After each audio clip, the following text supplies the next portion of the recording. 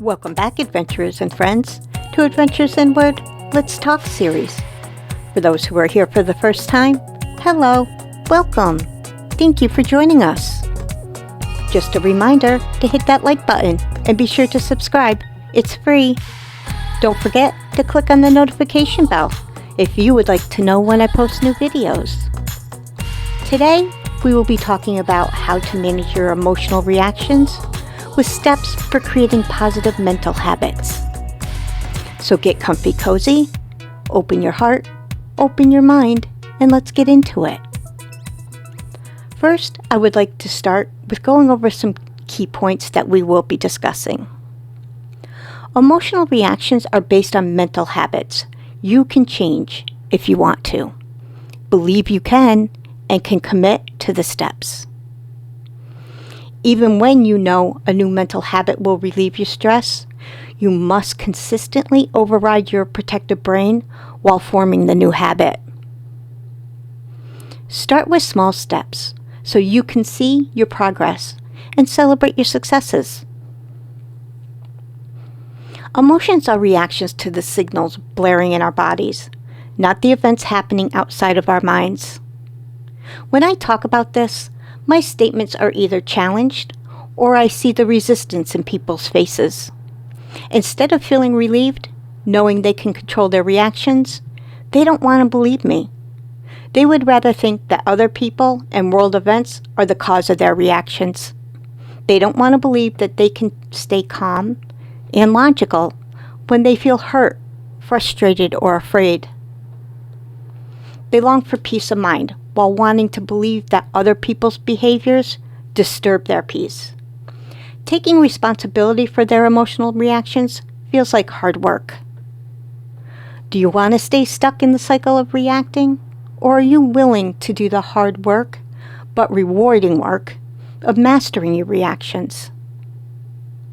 So let's talk about what makes regulating emotional reactions difficult. Humans are masters at rationalizing the easier path of staying stuck. We define anxiety as quote-unquote good stress, and anger as the results of actions by quote-unquote stupid, ill-informed people. This pattern of thinking was created to protect our self-concept. The brain's habit of blaming keeps us from feeling wrong, unsure, or vulnerable. The brain's desire to keep us safe is not always helpful, though. It causes us to react to every threat, not differentiating between flimsy and real danger. We feel out of control when blaming should make us feel in control. This reactivity makes it difficult to focus, disrupts creativity, and can lead to depression or to outbursts spewing contempt. Dr. Spencer, a PhD, said, "Emotions, like thoughts, are mind events, not world events." Think about that. Emotions, like thoughts, are mind events, not world events. Emotions aren't sparked by what you experience in the moment. They are set off by how your brain interprets events based on your past experiences. You don't react to what is. You react to what you think has occurred based on what you experienced or learned in the past. The reasons you might give for reacting might make you feel some certainty about who you are and how the world should work, even when the reasons aren't relevant to the present moment. These interpretations fortify your beliefs and mental habits of reacting. Albert Einstein said, "Reality is an illusion, albeit a very persistent one." Emotional reactivity is learned behavior, meaning you can learn new ways of thinking and reacting if you choose to. You can put your imagination to good use. Breaking the cycle of your emotional reactions.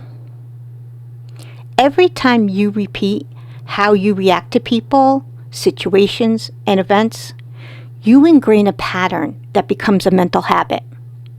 The older the habit, the more rigid it is, and the longer your disciplined practice must be to change it. How to do this? Well, let's look at it. Step 1 is to change your belief. Can you genuinely feel you can decrease the intensity and duration of your reactions? Changing your belief comes first, or your brain will sabotage your commitment when you aren't perfect in your practice. Remember, practice gradually increases competence. Practice rarely, if ever, leads to perfection. Step 2 is to know why you want to manage your emotions. It is not enough to say, I want to be a better person. You must know what outcome is important to you that will drive your motivation, even when you have setbacks. Know why you want to change, and then use your imagination to envision what is possible. Will you improve relationships that are important to you? What could this improvement look like? Will you be more focused while working? What will this focus help you achieve? Will you sleep, eat, and feel more at ease in your body? How will your days look when your stress has subsided and you feel more in charge of your choices? Step 3 starts with defining 2 situations to which you would like to react with more calm, courage, or compassion. Creating new habits of emotional reactions don't start with the toughest situations. Choose 2 you can master with practice to demonstrate to your brain that you can succeed at creating new habits. Then break your goal into small action steps you can celebrate. Your brain needs evidence that you can be successful at your goals to support your steady growth instead of shielding you from failure by providing you a reason to give up. When you notice what you are doing well, even if it is a small step, the reward motivates repetition. The more you practice, the better you get until the new behavior becomes automatic. A new habit is formed. Each step should be one small behavior that will move you forward to achieving your goal. For example, if you are trying to improve your family relationships by being a better listener, you might start with the practice of releasing a full breath before you respond to a question. Notice when you do this until the pause becomes a habit. Follow-up steps might include 1. Noticing and shifting to feeling curious about your breath. 2. Letting go of thinking about something else to be present with the people you talk to. And 3. Seeking to understand more clearly what others need before you give advice.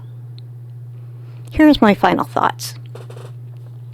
Remind yourself every morning to practice your steps until you see consistent progress. Remind yourself every evening you can succeed so that your brain will support you even when you are doubtful. Write about your victories in a journal. Talk about them with others who support your growth. Don't be impatient.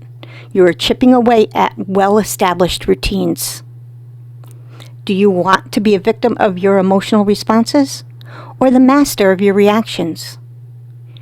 You can be the master if you commit to creating a new mental habit over time. You will believe it when you see it. Remember to be kind to yourself, give yourself grace, and always, always love yourself. Thank you for joining me.